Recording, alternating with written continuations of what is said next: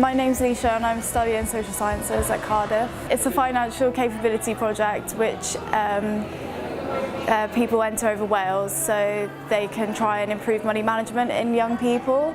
And right now the final has got down to the shortlist of the groups who are going to present in front of the judges, and they're going to choose the national winner, which goes on to London in the O2. I've helped shortlist groups for the final today and identified different guests which can come to the final.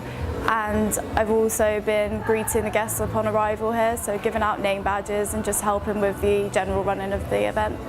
I think the most enjoyable part for me was, even though I like being in the office and meeting everybody, was going out to see the different groups. It was really nice to see the charities such as like Vision 21 perform up on the stage here and see their sort of vision of their final project come to life really at the final. Like I said, I've learned like time management skills and organisation skills, and I think I can definitely transfer them back into my course in third year. I think project management is something that I definitely want to get into in the future.